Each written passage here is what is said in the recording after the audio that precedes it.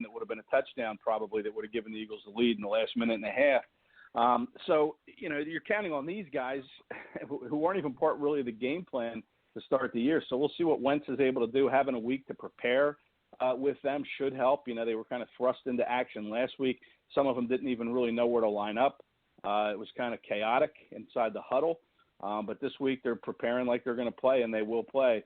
But the concern is on the defense, stopping Stafford and, that run game. I know Matt Patricia is going to try to shorten the game up a little bit, maybe keep it to like a 10-possession game for the Eagles where you normally get maybe 12 or 13 possessions in a game. And he's going to try to do that by controlling the clock with Stafford in the short passing game and the running game. I love the tight ends that the Lions have, and T.J. Hawkinson and Jesse James.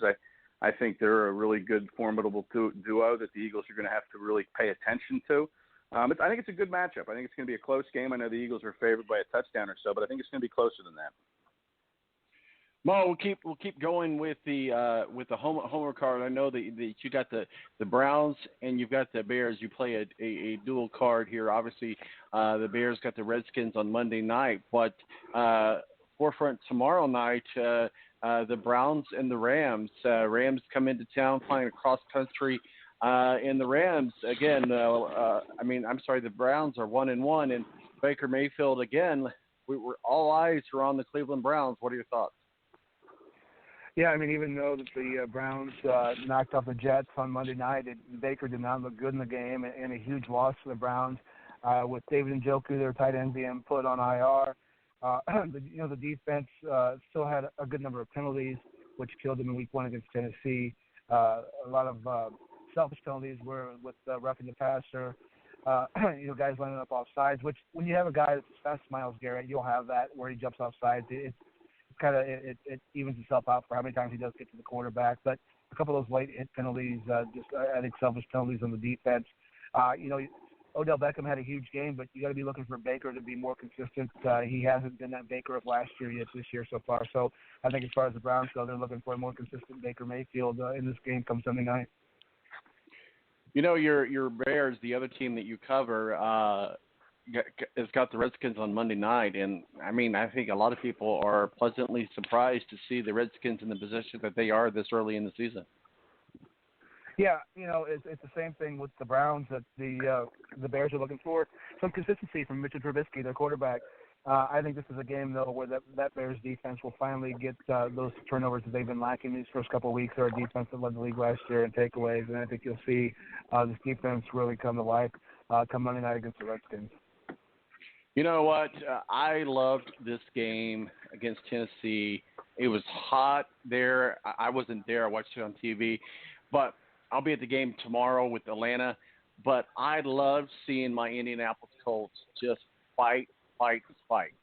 And, at the end of each game, coaches across the league give a game ball. The game ball does not go to a player this week with the Tennessee Titans, Ed. It goes to Frank Reich. Frank Reich won that game, and I tell you what, he had some kahunas to do it because you're fourth and inches. There's still plenty of time on the clock. A lot could go wrong, and they did a good job on fooling the defense. So we're going to go for it. We're not going to go for it. Really, in a lot of ways, what I like to say, no pun intended, because Vinatieri is another subject. God, we thought he was going to retire, and I love the guy. I do, and you can't get. It has to be his choice. And I think at the end of that Tennessee game, Vinatieri was ready to call it quits. But I do think that Frank Reich, Ballard, and Irsay had to sit down with Vinatieri and said, "We need you. We got the home opener. Let's get through this, and let's see if maybe we can find some replacements." So on two fronts, Frank Reich, I think, is the glue. Frank Reich won that game. I go back to that play. It could have gone a different ways. And it was a very, very ballsy call to make because a lot of coaches this early in the season would say, not going to go with it for fourth and inches. And they did, and they won the game. Frank Reich deserves the game ball for last week's win. Ed? Well, you know how I feel about Frank Reich. I absolutely love the guy. I got to know him when he was here in Philadelphia as the offensive coordinator, and he was him and Doug Peterson were kind of the brain trust in that 2017 run to the Super Bowl. And you look at that team, and the Eagles went for it on fourth down a lot, and Doug Peterson is very aggressive on fourth down. It doesn't matter whether it's week 1, 2, 3, or week 16 or 17. He likes to go for it on fourth down. And that's all an analytics thing. I know that the Eagles have an analytics guy, and they study these kind of situations, and I'm sure they do that in Indianapolis as well, because Frank Reich is kind of a product, of Doug Peterson, having been here as his O coordinator. And I just like what he's doing with running the ball. They're really piling up yards on the ground. I think they're second in the league in rushing. And I know in this day and age, the run game takes a back seat. It's a passing league, but the run can set up so much with play action and underneath throws. And I just like what he's doing, especially when you had to put Brissett in there kind of at the last minute. So now he's really put an emphasis on the run game. And when the Eagles went to the Super Bowl with Frank Reich as the coordinator, the Eagles were the third best team in the league in running the ball.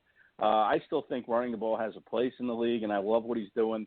He's got a very good physical offensive line, especially the interior of that line, and he's taking advantage of it. I mean, Frank Reich's a smart guy, and I'm really happy to see what he's doing, with the game plan and with that decision making on fourth down, and he's an easy guy to root for. Well, tomorrow Atlanta comes to town, the Falcons come to town, and let's talk about this storyline, Mo. We got a lot of storylines, if you will, with the Colts. We got Big Mac. Glad that he's. I mean, we're on both ends of the spectrum. But as far as the running game, we are leading the NFL. Marlon Mack is a big part of that. We needed to have him. Unfortunately, we're on the other end of the spectrum with the defensive end, and Darius Leonard is in concussion protocol. Unfortunately, we needed him as well. But Marlon Mack, Darius Leonard, and Adam Vinatieri, all big storylines with the Indianapolis Colts and NFL going into Week 3. Mo, what are your thoughts? Well, I mean, with Vinatieri, if you're the Colts, who's sitting out there right now that's better than Adam Vinatieri, you know what I mean? I mean, I think kickers go through, where they get the shanks for a while, and I think Vinatieri will be fine as the season goes on. I think Marlon Mack's carries are probably going to be limited tomorrow. He was on the injury report, so that you could see a limit to his carries tomorrow. You'll see a lot more from Naheem Hines.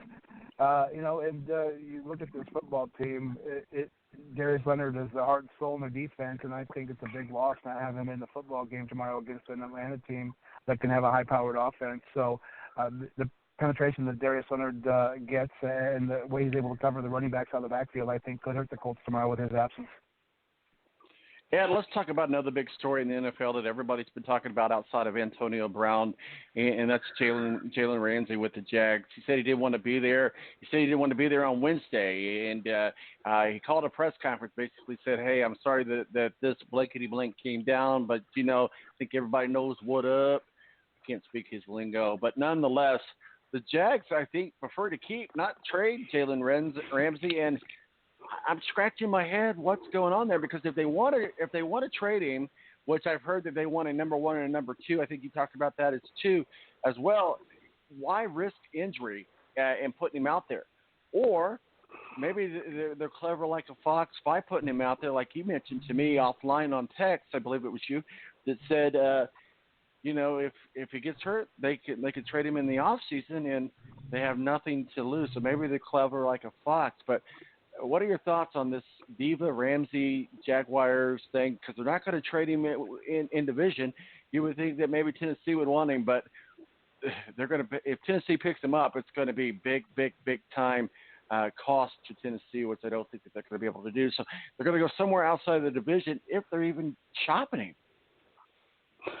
Well, him and Doug Marrone don't get along, and that's probably the real thrust of this. They had that blow up on the sidelines, so. I'm not sure they're going to trade him. The owner came out Thursday night and said, he'll pay him whatever his worth is. He doesn't have a problem with it. So maybe some of that talk has died down. I know the Eagles were kind of in pretty heavy with him. Every team has touched base about Jalen Ramsey. But, you look at Howie Roseman, who is very aggressive in making trades, and the Eagles certainly could use, somebody with that type of star power to play on the corner. I mentioned earlier they're having trouble in that pass defense. They've given up 6 touchdowns in the air this year in 2 games. So, I know the Eagles were mentioned. I know the Chiefs have been mentioned pretty prominently, and I think the Seahawks as well. I think it's those 3 teams and maybe the Raiders to an extent, 4 teams that are really in on Ramsey if they decide to trade him. And it was a surprise, kind of, I guess, that they played him. I know Ramsey said that he wanted to be there for his teammates, showing that, hey, I can get along inside of a locker room. And him and Ronald Darby are good friends. Darby, of course, the Eagles cornerback, they played together at Florida State. Ramsey is very good friends with Derek Barnett, the defensive end for the Eagles. They went to the same high school together. So, he does have friends inside that Eagles locker room that, and I'm sure Howie's looking at it. And if he gets traded, I wouldn't be surprised at all if it's to the Eagles, but I'm not sure he's going to get dealt. And then again, getting back to playing Thursday night, I mean, yeah, you could trade him if he got hurt in the off season, but if it was something catastrophic, like an ACL or an Achilles, then you're going to lose some value, of course. But Jags decided to play him. Ramsey wanted to play. And now maybe things have quieted down on the trade front. I don't know. Things have gotten quiet, but sometimes when they get quiet, that's kind of the calm before the storm, and then a deal gets done. So we'll see how that all plays out here over the rest of this weekend, and then into early next week. Exactly. It's very, very hard to put a trade together in a 48-hour period, so we'll see what happens. We only got just a few minutes before we have to wrap it up and put a bow on it. We'll start with you, Mo. Baltimore is at Kansas City Chiefs, both really good teams going into Week 3.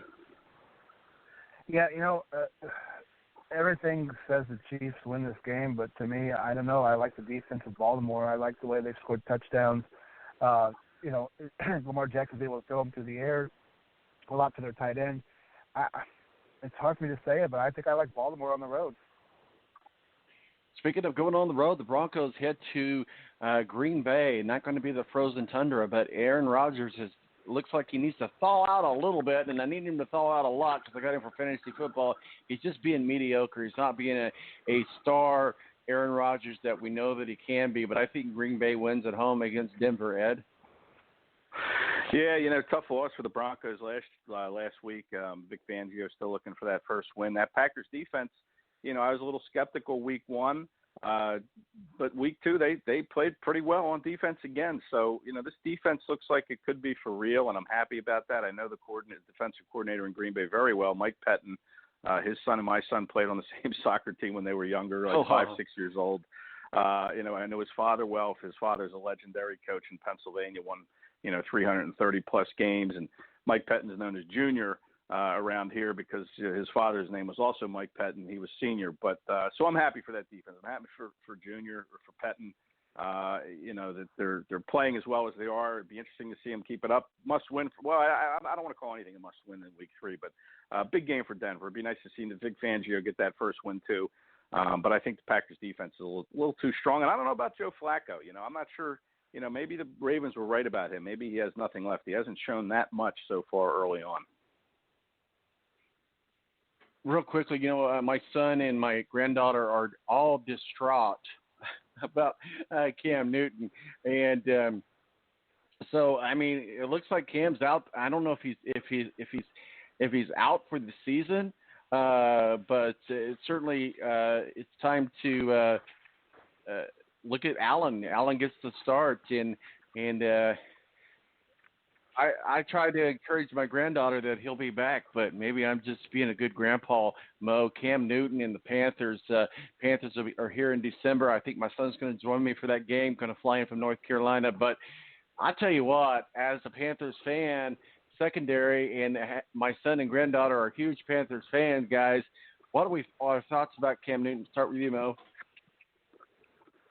Well, you have that surgery like Andrew Luck had, and it's not the easiest to come back from. We saw Cam nicked up at the end of the year again last year.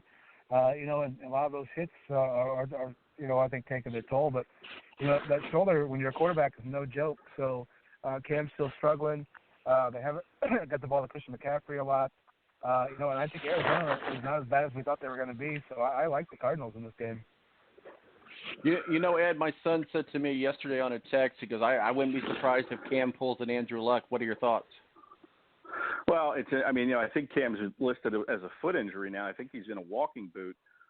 So, yeah, the shoulder could be one thing, but now the foot's another thing. And, there's a lot going on in the feet. With the Liz Frank sprains that they have that could require surgery. You got the Achilles down there. So, this is certainly something to watch. Kyle Allen, I don't know much about him as the backup, but he's going to get the start Sunday. And I'm with Mo. I think the Cardinals can win this game. The Panthers haven't won since, I think, November of last year. I think they're on an 8-game losing streak. Yeah. Dating back to last